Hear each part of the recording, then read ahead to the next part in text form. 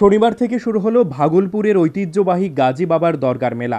দীর্ঘ প্রায় ৪৫ বছর যাবৎ নরসিংগড়স্থিত ভাগলপুর গাজী বাবার দরগায় প্রতিদিন যথাযোগ্য মর্যাদায় পরিচালনা এবং পূজার্চনা করে আসছেন হিন্দু সম্প্রদায়ের মানুষ।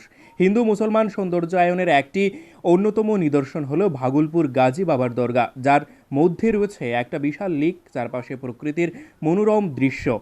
প্রত্যেক বছর দীর্ঘ প্রায় ৪৫ বছর যাবৎ এই জায়গাতে অনুষ্ঠিত হয়ে আসছে গাজী বাবার দরগার মেলা। প্রত্যেক বছরের ন্যায় এবছরও শনিবার ২৭শে এপ্রিল থেকে ৩ দিন ব্যাপী ভাগলপুর গাজী বাবার দরগার মেলা অনুষ্ঠিত হয়। এই বছরের এই মেলার উদ্বোধন করেন এলাকার প্রাক্তন বিধায়ক। তাছাড়া উপস্থিত ছিলেন অন্যান্য সদস্যরা। বেশ জাঁকজমকপূর্ণভাবেই চলছে এই মেলা। এই এলাকা, এই যে ভাগলপুর, শাহিন গাজীর মাজারকে কেন্দ্র করে রাজন্য আমল থেকে এই মেলার প্রচলন।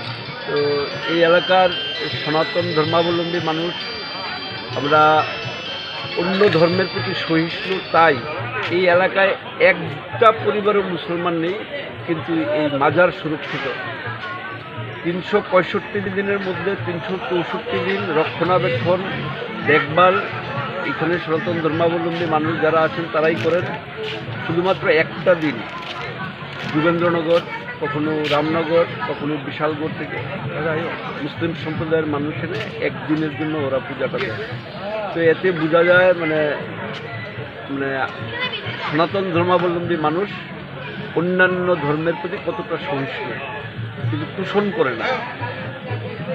এই হিসাবে এই এলাকার মেলা কমিটির প্রেসিডেন্ট সুভাষ সরকার মহাশয়, সেক্রেটারি আছেন সুভাষ সূত্রধর মহাশয়, আছেন কোষাধ্যক্ষ আছেন শেখর দাস মহাশয়, এলাকার সমস্ত সমাজসেবী জনপ্রতিনিধিরা একত্রিত হয়ে যে সিদ্ধান্ত নিয়ে মেলাটা করছেন। প্রতি বছরের নেই, এবারও মেলাতে আসলাম, বেশ ভালো আয়োজন, ভালো লাগছে। আপনারা আপনার চ্যানেলের মাধ্যমে যারা শুনতে পাচ্ছেন, 3 দিন ব্যাপী এই মেলা, আপনারা প্রত্যেকে আসবেন আত্মীয় পরিজনকে নিয়ে। আর এটাকে স্থানীয় মানুষ পুণ্যভূমি হিসাবে মান্যতা দেন। Bureau report, news live 24 Tripura.